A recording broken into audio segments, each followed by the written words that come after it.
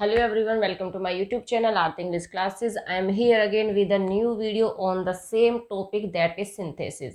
आपको पता ही है कि हमने synthesis की पूरी सीरीज स्टार्ट की है जिसमें मैं ऑलरेडी सिंपल सेंटेंसेस बनाना, कंपाउंड, ये सारे मैं सिखा चुकी हूँ और कॉम्प्लेक्स सेंटेंसेस में भी मैंने आपको 2 क्लोजेस करा दिए जिसमें noun close and adjective close हम कवर कर चुके हैं।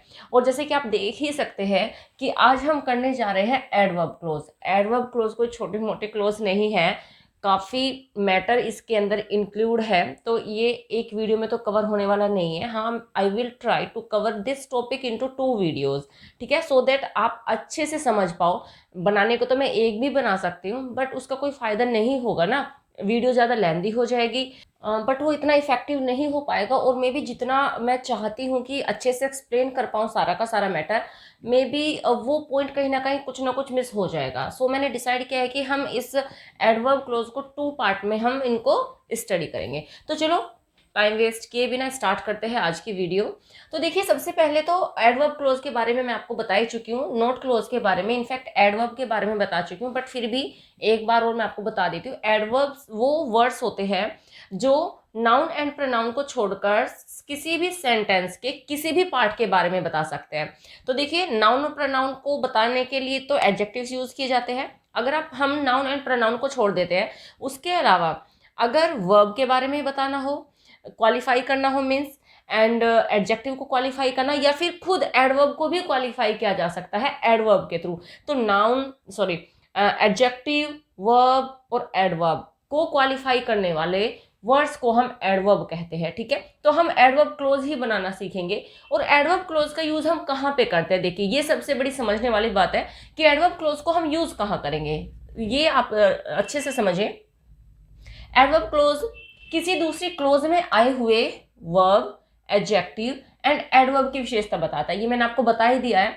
तो क्या होगा कि एक क्लोज में एडजेक्टिव दिया जाएगा या फिर वर्ब दिया जाएगा या फिर एडवर्ब दिया जाएगा, और दूसरी क्लोज में क्या होगा, ये जो एडवर्ब होगा ये उनकी क्वालिटी को बताएगा या फिर इनको क्वालिफाइज करेगा, ठीक है। अभी समझ में नहीं आ रहा, जब हम एग्जांपल्स देखेंगे इजीली समझ में आएगा। नेक्स्ट देखिए, एडवर्ब क्लोज शोज फॉलोइंग्स। अब एडवर्ब क्लोज मैंने बताया कि बहुत लंबी चौड़ी क्लोज होती है, समझना थोड़ा सा डिफिकल्ट होगा but not so much difficult, easily कर लेंगे। तो एडवर्ब क्लोज में ये सारी चीजें, ये जो मैंने सारे के सारे पॉइंट्स, ये जितने यहाँ पे मैंने मैटर लिखा है, तो इन सारी चीजों को रिप्रेजेंट करती है adverb close.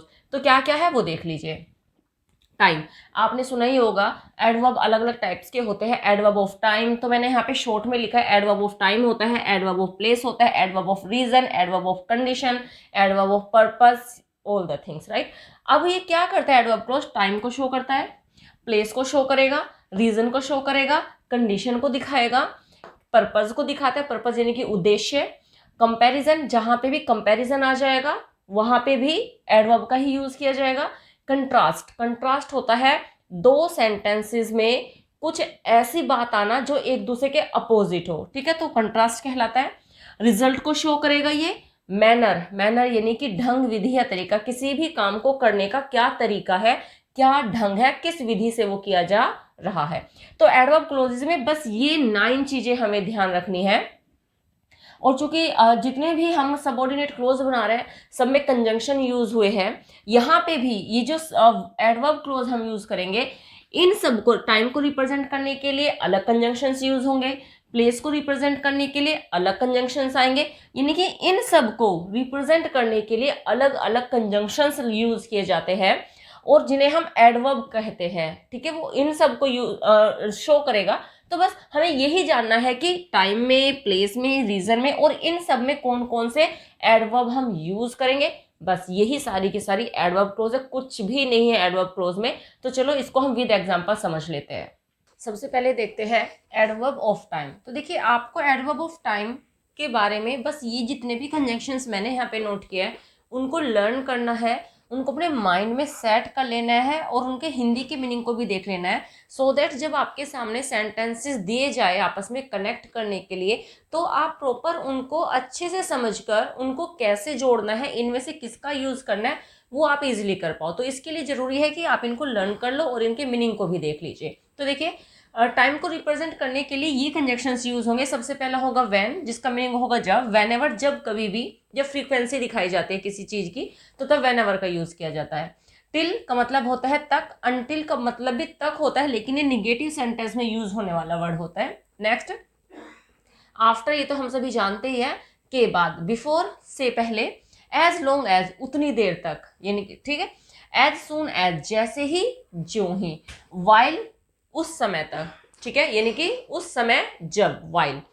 No sooner than, no sooner जो होता है वो एज सून एज का ही मीनिंग देता है, ठीक है। तो दोनों एक दूसरे के ऑल्टरनेटिव होते हैं। हम चाहे तो किसी भी सेंटेंस में एज सुन एज का भी यूज कर सकते हैं और सेम सेंटेंस में हम नो सुनर का भी यूज कर सकते हैं। वो मैं आपको एग्जांपल देके समझाऊंगी कैसे, ठीक है। तो ये आप अच्छे से ध्यान में रखिएगा। चलो अब इनके एग्जाम्पल्स को, इन सारे के सारे एग्जाम्पल्स को हम अच्छे से समझ लेते हैं कि इनका यूज हम कैसे कैसे करेंगे।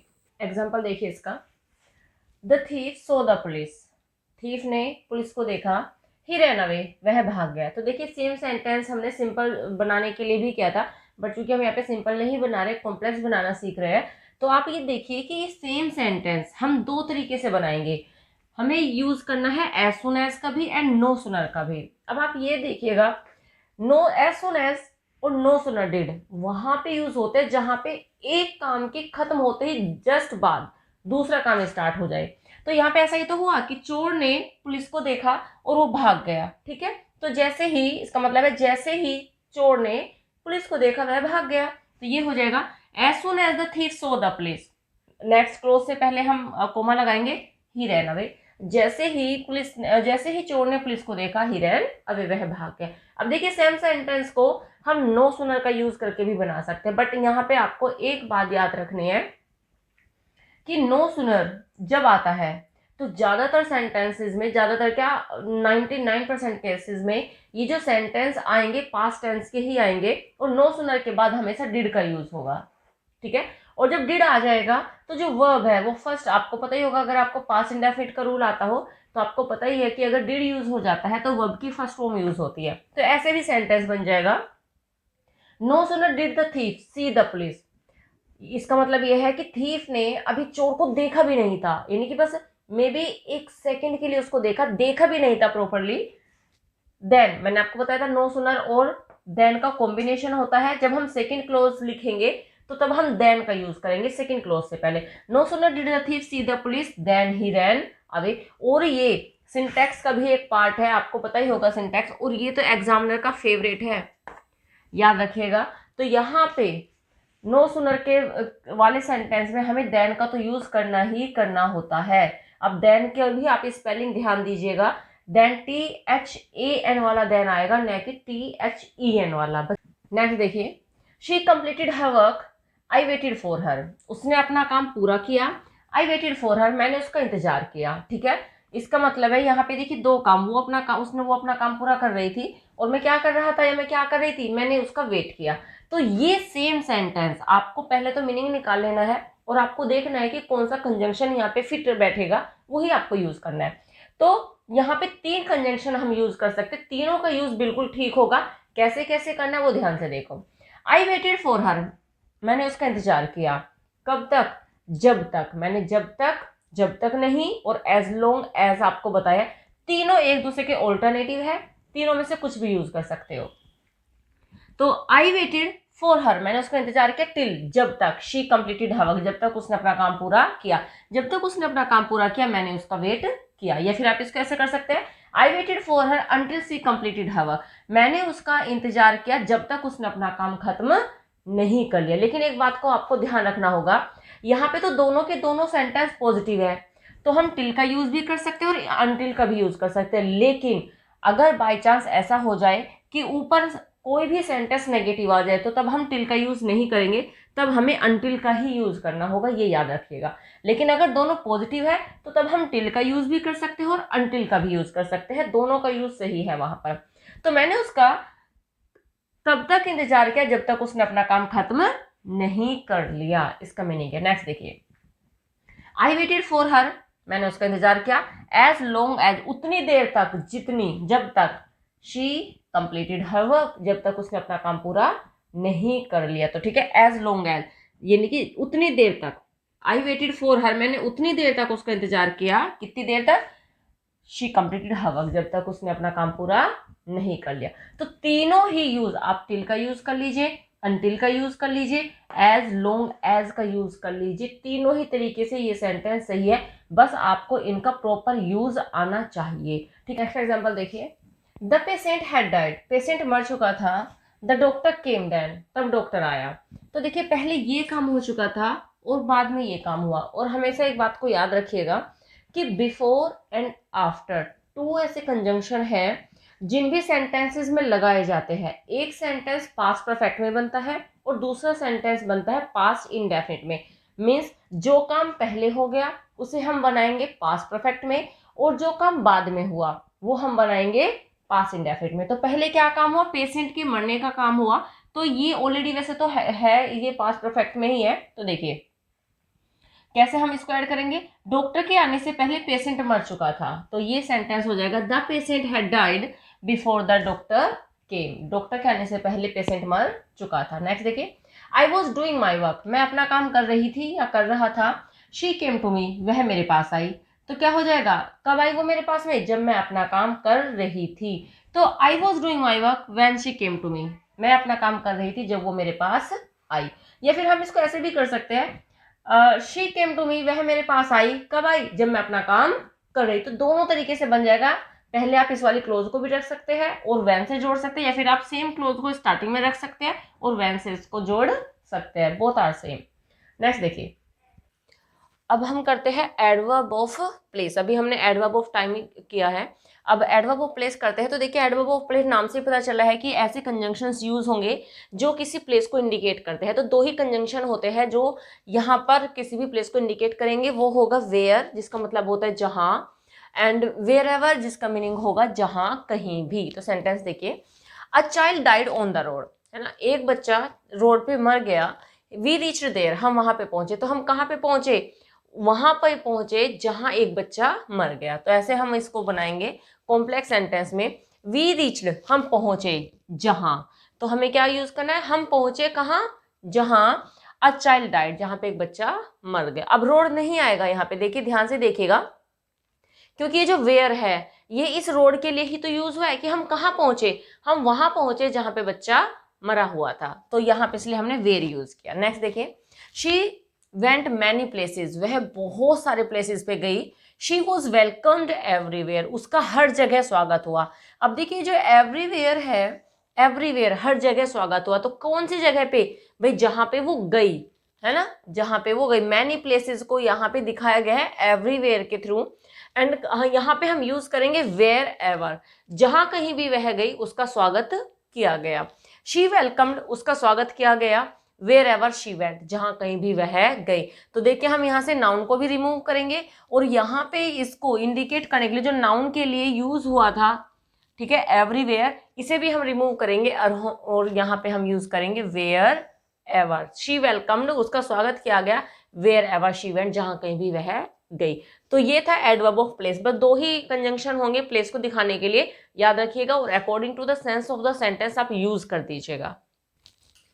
नेक्स्ट है एडवर्ब ऑफ रीजन। तो रीजन होता है कारण, यानी कि ऐसा सेंटेंस दिया जाएगा जिसमें एक सेंटेंस में रिजल्ट दिखाया जाएगा और दूसरे सेंटेंस में बताया जाएगा कि वो जो काम हुआ वो किस कारण हुआ। तो दूसरे सेंटेंस में ये तो हो सकता है कि पहले वाले जो सेंटेंस दिया जाए उसमें रीजन बता दिया जाए, या फिर दूसरा सेंटेंस भी दिया जा सकता है उसमें रीजन बताया जा सकता है। ये आपको पहचानना है, ध्यान से देखिए सेंटेंस सुरेश। और यहाँ पे ये भी आप याद रखिएगा कि रीजन को बताने वाले दो ही वर्ड होते हैं यहाँ पे जो हम यूज करेंगे, बिकॉज क्योंकि, एंड एज क्योंकि। तो एज का मीनिंग भी क्योंकि ही होता है, एंड बिकॉज का मतलब भी क्योंकि होता है। तो ये ऑल्टरनेटिव है, आपका मन करे आप बिकॉज यूज कर लीजिए, अगर आपको लगता है कि आपको एज यूज करना है तो आप यूज कर सकते हो एज को भी, there is no difference between them. अब एग्जाम्पल से समझिए, Suresh is very happy, Suresh बहुत खुश है, ही गोट फर्स्ट डिवीजन, उस क्यों खुश है, because he got first division, उसे फर्स्ट डिवीजन प्राप्त हुई। तो क्या हो जाएगा, क्यों खुश है, तो देखिए इसमें कारण बताया कि वो हैप्पी है, हैप्पी होने का रीजन क्या है, फर्स्ट डिवीजन गोट करना, फर्स्ट डिवीजन प्राप्त करना, तो ये कारण है। तो देखिए कैसे बनाएंगे, Suresh is very happy, Suresh बहुत खुश है, वाई, तो इसका आंसर यहाँ पे है because he got first division, क्योंकि उसने फर्स्ट डिवीजन प्राप्त की। ठीक है, नेक्स्ट इसको हम ऐसे भी बना सकते थे, Suresh is very happy as he got first division, both are same. आप चाहे बिकॉज यूज कीजिए, चाहे आप एज यूज कीजिए। नेक्स्ट देखिए, ही वर्कड हार्ड, उसने कठिन परिश्रम किया, ही पास्ड, वह पास हो गया। अब देखिए यहाँ पे वह पास हो गया है ना, तो पास तो हो गया, तो रिजल्ट है, लेकिन वो किस वजह से पास हुआ, रीजन क्या है उसके पास होने का, उसके पास होने का रीजन है क्योंकि उसने हार्ड वर्क किया था, राइट। तो इस वाले को हम स्टार्टिंग में रखेंगे, जिसमें जिस सेंटेंस में रिजल्ट बताया गया हो वो पहले रखेंगे, और जिसमें रीजन जिसमें रिजल्ट बताया गया उसको हम पहले रखेंगे, और जिसमें रीजन बताया गया उसे हम बाद में रखेंगे उस क्लोज को, और ये जो कंजंक्शन है इससे इसको जोड़ देंगे, तो ये हो जाएगा ही पास्ड, वह पास हुआ, why, as he worked hard, क्योंकि उसने कठिन परिश्रम किया था। तो यहाँ पे हम बिकॉज भी लगा सकते हैं, बिकॉज बहुत कॉमन सा है जो हम अपने डेली लाइफ में भी यूज करते हैं, तो आपके ऊपर है, आप जो चाहे यूज कीजिए। तो ये हो जाएगा he passed because he worked hard. क्या आपको कुछ याद आया, कंपाउंड सेंटेंस याद आया आपको, आना चाहिए। ठीक है, कंपाउंड सेंटेंस देखिए, कंपैरिजन कीजिए कंपाउंड सेंटेंस, क्योंकि कंपाउंड सेंटेंस के जो कंजंक्शंस थे वो अलग थे। कंपाउंड में बताइए आप मुझे कि हमने क्या यूज किया था क्योंकि के लिए, फॉर, क्या यूज किया था हमने, फॉर यूज किया था। और हम इसे यहाँ पे अगर सो से जोड़ते हैं, देखिए कैसे, ये सेंटेंस ऐसे भी हो सकता है बट कंपाउंड बनेगा, बट आप दोनों को समझिए।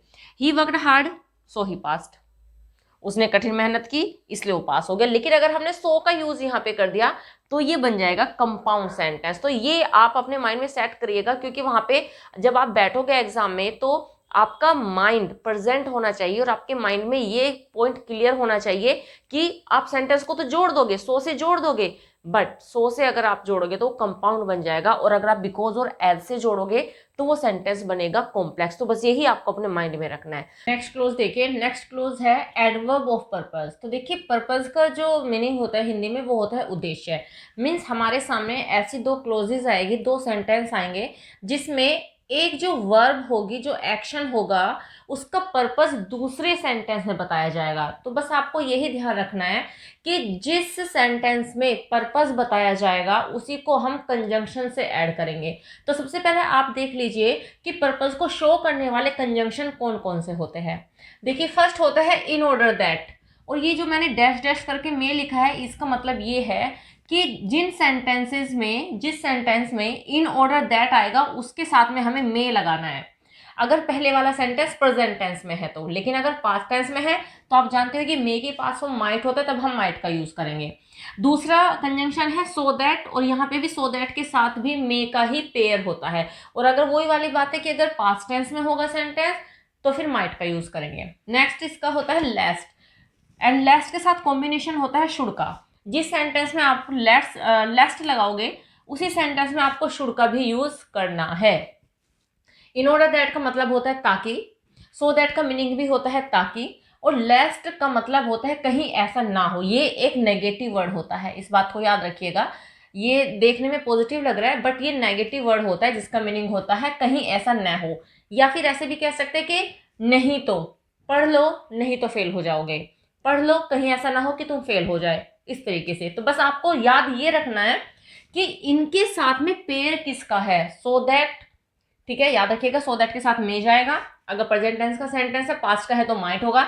इन ऑर्डर दैट के साथ भी मे ही लगेगा, और अगर पास्ट का होगा तो माइट लगेगा, और लेस्ट के साथ होता है शुड का कॉम्बिनेशन।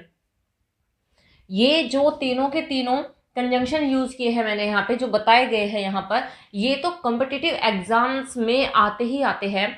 फाइंडिंग एरर में एरर फाइंड आउट करनी होती है, और इनके साथ में यहाँ पे कैन दे देते हैं, विल देते हैं, कुछ भी इसका पेयर दे देते हैं। तो सबसे बड़ी बात ये होती है कि इनको पेयर में ही याद करना होता है, और सेंटेंस में अगर एरर आई तो हमेशा इन्हीं की ही एरर आती है। ठीक है, एग्जाम्पल देखिए, मे बी आपको और ज़्यादा अच्छे से समझ में आ जाएगा।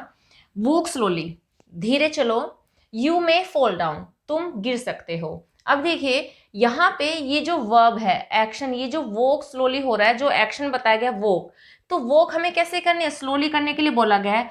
तो स्लोली वॉक करने का क्या पर्पस है, क्यों बोला जा रहा है कि आपको वॉक स्लो करना है, क्यों, उसका पर्पस ये है कि कहीं आप गिर ना जाओ, आप गिर सकते हो। तो इसी वजह से क्या करना है, आपको वॉक स्लोली करना है, यानी कि आपको धीरे चलना है। तो देखिए ये इसमें पर्पस बताया गया है कि आप गिर सकते हो, राइट, तो क्या करना है, स्लो चलना है।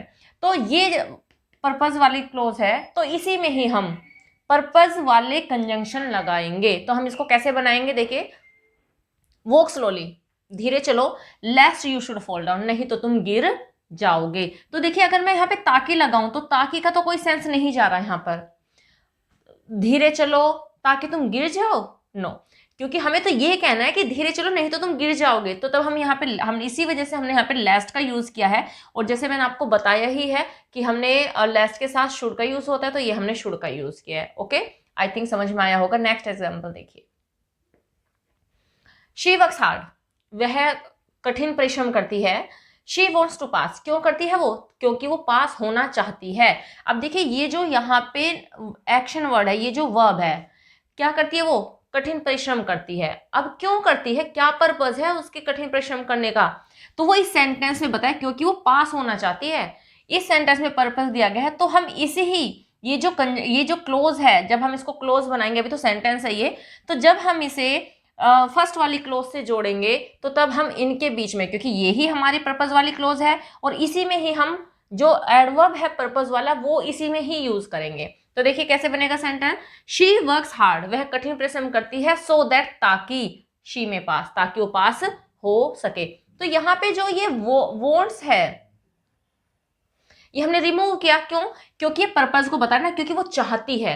तो यहाँ पे हमने पर्पस शो करने के लिए तो सो दैट का यूज कर दिया है, तो इसी वजह से हमने यहाँ पे वॉन्ट्स टू को रिमूव किया है। तो सेंटेंस ऐसे हो जाएगा, she works hard so that she may pass, ताकि वो पास हो सके, इसलिए वो कठिन परिश्रम करती है।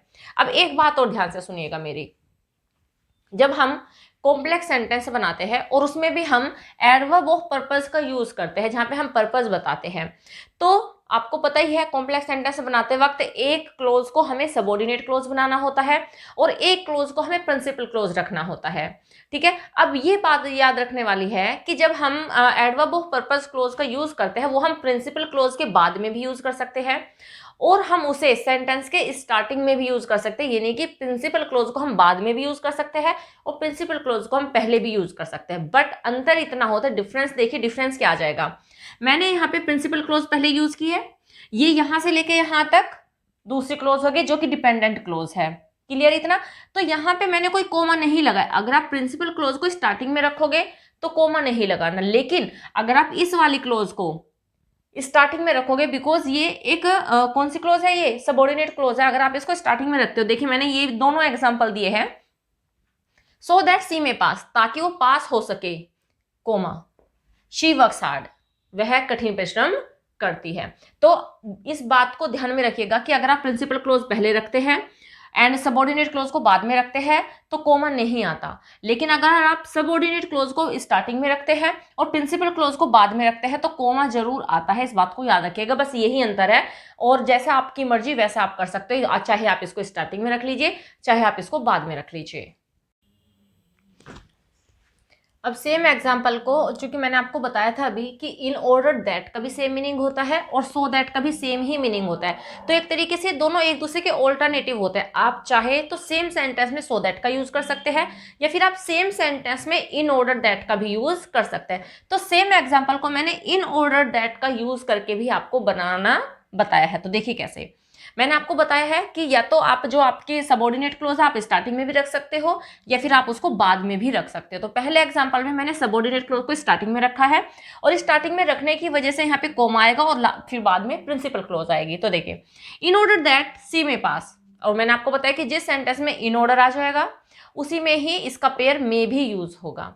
तो इन ऑर्डर दैट शी में पास, इस उद्देश्य से कि वो पास हो जाए, इसका मीनिंग क्या होता है, इन ऑर्डर, इन उद्देश्य से, इस उद्देश्य से कि वो पास हो जाए, सी वर्क्स हार्ड, वह कठिन परिश्रम करती है। ठीक है, और अब अगर हम इसको दूसरे तरीके से बनाएं तो ये ऐसे हो जाएगा, शी वर्क्स हार्ड, वह कठिन परिश्रम करती है। तो यहाँ पे क्या हो गई, प्रिंसिपल क्लोज हो गई। अब यहाँ पे कोई कोमा नहीं लगाना, सेकेंड क्लोज को लगाइए, इन ऑर्डर दैट, ठीक है, इस उद्देश्य से कि शी में पास, ताकि वो पास हो सके। तो दोनों सेंटेंस सेम है, आपका मन करे आप सो दैट यूज कीजिए, आपका मन करे आप इन ऑर्डर दैट यूज कीजिए, बस आपको इनके पेयर को याद रखना है।